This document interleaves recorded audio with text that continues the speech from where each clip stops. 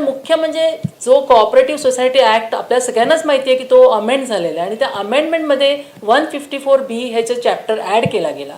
त्याच्यामध्ये members right दिलेले आहेत की तुम्हाला जर सोसायटीकडनं काही कागदपत्र हवी असतील तर ते कागदपत्राचं इन्स्पेक्शन करण्याचा अधिकार जो आहे तो मेंबर्सना दिला गेलेला आहे. आणि हा अधिकार देताना 154B8 या 8 अंतर्गत कुठचाही सोसायटीचा मेंबर कोणी मेंबर असून देतो तो मेंबर जर त्याला हवं असेल की आपल्याला सोसायटीकडनं काही कागदपत्रांचं इन्स्पेक्शन हवं आहे तर तो ते फ्री ऑफ कॉस्ट इन्स्पेक्शन घेऊ शकतो. ह्या सेक्शनच्या अन्वये त्याला तो अधिकार देण्यात आलेला आहे की त्या इन्स्पेक्शनसाठी त्याला कुठच्याही प्रकारची फीस द्यायची नाही. कुठे घेऊ शकतो तर तो इन्स्पेक्शन आहे ते सोसायटीच्या ऑफिसमध्ये घेऊ शकतो.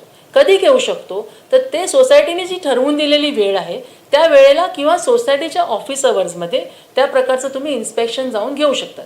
आता कसलं इन्स्पेक्शन मागता येतं तर तुम्हाला सोसायटीचे बायलॉज, त्याचे रूल्स, त्याच्यानंतर मॅनेजिंग कमिटीचे निर्णय, स्पेशल जनरल बॉडीचे निर्णय, त्याचे मिनिट्स, त्याचप्रमाणे सगळ्यात महत्त्वाचं म्हणजे सोसायटीचे ऑडिटेड अकाउंट्स आणि दुसरं म्हणजे ज्या पर्टिक्युलर मेंबर आहे ज्यांनी हे इन्स्पेक्शन मागितलं त्यांनी स्वतःच्या संदर्भातली जी सोसायटीकडे फाईल असते ती प्लस सोसायटीच्या मेंबर्सचं लिस्ट असे काही कॅटेगरी दिले आहेत. तर ह्या गोष्टींचं इन्स्पेक्शन घेण्याचा त्याला अधिकार आहे.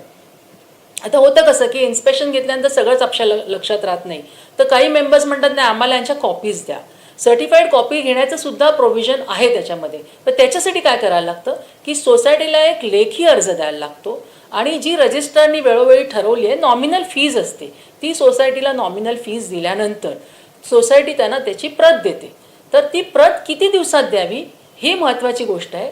तर जेव्हा तुम्ही सोसायटीनी सांगितलेली फीज भरता त्या फीज भरल्यानंतर 45 दिवसाच्या आत आणि सोसायटीनी तुम्हाला मेंबरला ही प्रत देणं हे कायदेशीररित्या बंधनकारक आहे.